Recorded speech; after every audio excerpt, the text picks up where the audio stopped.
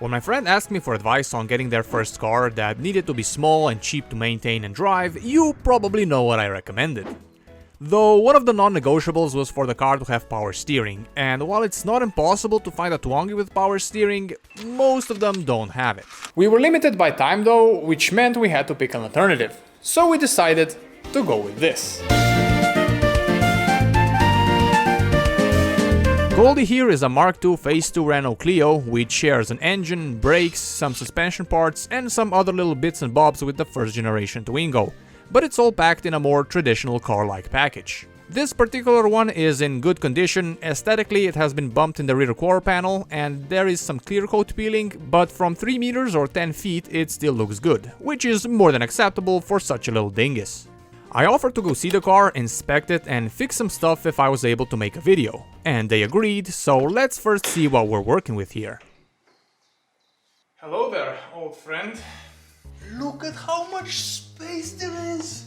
This is just like everything is accessible, you can touch anything. Whee! Compared to the Twingo, the engine bay here is quite spacious, so working on this one will be a lot more satisfying.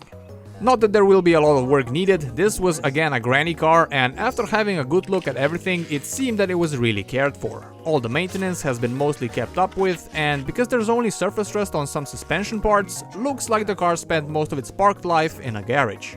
Of course, like everything I usually get my hands on, it doesn't have a valid tech inspection, so that's something I'm going to need to take care of. Plus, the car has been sitting for a while, which had some consequences. But other than that, some wear and tear and the general Renault bullshittery, this is just going to be a nice quick and easy endeavor to get this honorable little fella back on the road. Alright, let's start with Mr. Boing. First I'll start with the rear springs, because one of them has sheared off one of its coils and produced a lovely little onion ring in the process. My magnum dong! I am replacing both, one because the other one isn't looking so good either, and two because with aftermarket springs the ride height is usually somewhere in the ballpark of the OEM, and while it's not a huge problem if the rear is about a centimeter higher like it is here, it is a lot worse if the difference is left to right. The engine was also rocking back and forth quite a bit, which is a telltale sign that the engine mount is bad. And you can even see exactly where the rubber was torn, so I quickly put a new one in to solve the issue. Next up we have one of those special Renault Fiddidles. If you're a long-time viewer, you will remember that a couple of years ago we had to drain a whole pool of oil from the intake manifold of the green. And we have the same problem here. How do I know? Moment of truth. Is there gonna be goop? Well, one telltale sign is that there is oil on the lower part of the air filter. A little bit. Additionally, the whole rear of the engine is super oily. So much so that the oil started dripping on the exhaust manifold and started smoking. That might also be a bad valve cover gasket, so I am replacing that too. Oh, okay. Wasn't pressurized. Ah yes, the good old ECU on the intake manifold. Of course, where else would you put it? Oh, sir, where should we put the throttle body? Well, I'll put it in the intake manifold, of course. Upside down as well. Of course. Yes, sir. This silly marvel of engineering is, I think, the reason why we have oil pooling up in the manifold. I think the oil vapors from the PCV valve are having a hard time going through the throttle body and they therefore collect on the walls of the plenum. They eventually collect at the bottom, making a goopy mess. So far as I've seen, the only real solution is to put in a catch can, but since it takes time for the oil to pool up, you could get away with periodically cleaning it every couple of years. Is there a seal behind you? Here's a little lore on this particular power plant. This engine, or actually its 8-valve counterpart, was designed to be squeezed into the Twingo's engine bay because the original engine they were using was pretty ancient and didn't comply with the 1997 emissions. And the engine they were using for the Clio didn't fit. So they made the D7F. In the year 2000 they wanted to squeeze a bit more oomph out of it, so they came up with the 16-valve variant, called the D4F. More precisely, the D4F 702. But they needed to design a bigger intake, and in their infinite wisdom, they came up with this mess. Thankfully, in 2004, they corrected themselves and made the D4F 722, which doesn't have these problems, is much easier to work on, and additionally should have a bit more high-end torque, which has then been in use up until 2019 in Europe. My usual treatment for these engines is to clean the valve cover and the intake manifold, and then replace all the gaskets and seals I can get my hands on. I also cleaned the carbon buildup on the throttle body and then reassembled the whole shebang.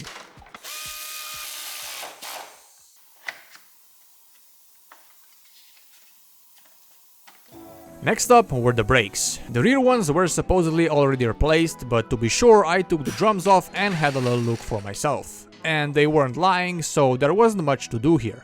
The fronts weren't super old or worn out, but because the car has been sitting for a while, the discs rusted under the pads and that was causing a bit of a wobble under hard braking. This was probably still fixable, but since the discs are ridiculously cheap for these cars, I decided to just replace them and also throw in a new set of pads. Besides, replacing the disc brakes is a walk in the park compared to drums, so I was happy to do it. It turned out that I made the right call, because the other side was hiding a bit of an issue. Well, what do we have here? Did the brake pad decide to absolutely kill itself? Yes, sirree. That's not something you want to happen. The brake fluid also looked rather dark. Looks like my piss after 12 Red Bulls. So I replaced it for some fresh fluid. The next big job I undertook was replacing the timing belt, and to start I had to take out the fender liner, which revealed a familiar sight. As you can see here, there's a little bit of a cake in here. The thing is with Clios, this is plastic, so it doesn't rust. But I think in here, where the metal is, like this is like the body, this will still probably rust. So I'm gonna clean this out afterwards. If we're just looking at the mileage, the timing belt should still have a couple of 10,000 kilometers of life in it, but it's been well past the 5-year time interval, and even though visually the belt doesn't look that bad, I'll replace it anyway so that there won't be a sudden snap followed by a violent crunch, and so that Goldie won't have any big jobs in the near future. And this was substantially easier here than on a Twongi, thanks to a double whammy of a bigger engine bay and no air conditioning. A couple of centimeters makes a difference whether you're going to be able to fit a ratchet between the chassis and the engine. Plus no AC compressor to move out of the way is a welcome addition.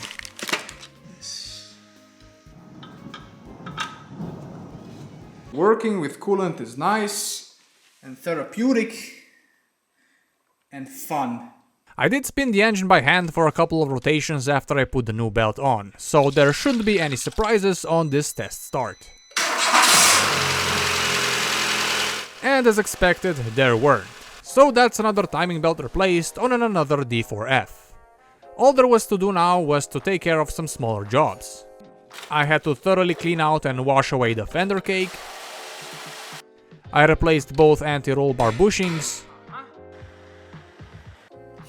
I cleaned the remaining oil from the exhaust manifold so it won't be smoking anymore when I give the car back. And I fitted the car with some lovely OEM wheels that my friend got for the car. If you're wondering, the tires are 1-year-old Almighty Savas, which are all-year tires, so we're good in that department. Another thing I need to mention is when working on a French car, you're going to be cursing the names of two different kinds of people. Firstly, the people who designed the silliness, and then the people who made the silliness worse by trying to fix stuff in new and innovative ways. A great example of the latter here is the oil drain plug, where I'm guessing somebody used gasket maker to seal it because they didn't have the correct crush washer. As it looks like it's not currently leaking, I just won't touch it and let the next person doing the oil change handle it. The example of the former though is the leaky gear selector shaft seal, which if you want to replace it, you'll need to take the gearbox apart. I won't be doing that though, instead I'll just top up the oil and I'll continue to do that every year or so. I know this isn't exactly the wonderful world way, but even I have limits for silliness and this just about crosses it. I'm a firm believer that everybody should have a French car once in their life because it builds character. It's like the Spartan warriors that were put through many trials to get stronger. After checking all the lights, washers, horn and similar things are working, it was time to get it inspected. And being such a solid, lovely little car, it passed. The steering wheel isn't straight, so it'll need a wheel alignment, but otherwise it's ready to be handed to the new owner. And now, having experienced both working on it and driving it, I bet you're wondering how it compares to our little beloved. Well, to put it simply, it's a lot normier. It feels more like a normal car. You have a lot more gauges, not just the tacho, but a temp gauge as well, which compared to the Twongi's sparse dash is a big plus. And because there isn't so much of the exposed frame on the inside, it's a lot quieter. The entire drivetrain is basically the same. Because of that, it still has the peculiar cable clutch feel and it drives very similarly, though the suspension is noticeably stiffer. And while it's bigger than a Twongi, it doesn't feel more spacious. There's a reason why we dubbed the Twongi's rear bench the couch. If there's not enough headroom in the back, you can simply just recline the seat, and for legroom you just slide the whole bench back. While here, you just have to make do with what you've got. Thanks to the sliding bench, there's also as much trunk space as the Clio, and yes, the Clio seats fold down, but again, the Twingo does it better. All in all, it's a comfier and more refined car, but it's not necessarily more practical. I understand why it was so popular when new. And you know how the French like to do stuff, if something works, they keep making it. And they really stretched this one for long. In some markets, they keep making them until 2016, and the car got 5 or 6 facelifts. A lot of them also survived all these years because there is still a ton of them on the used car market. And people are going to be mad if I don't mention not only the RS version, which this had, but also the rear-wheel drive mid-mounted V6, which also existed. The French used to do wild shit back in the day. While it is bigger than a Twongi, it is still very tiny compared to most cars on the road today and still very bare bones. So if you're looking for a tiny, cheap grocery getter, it is a solid option. But I would recommend getting the Phase 4 or 5 Campus or Storia, which came with the newer engine, softer seats, and if you're at least as tall as me, try to get one with height adjustable seats because it makes a big difference. But for me, all the potential benefits don't outweigh the quirkiness, so I still prefer the Twongi. That's going to be all for now. I'd like to thank you all very much for watching. I hope you enjoyed the video, and like always, I wish you a great rest of your day.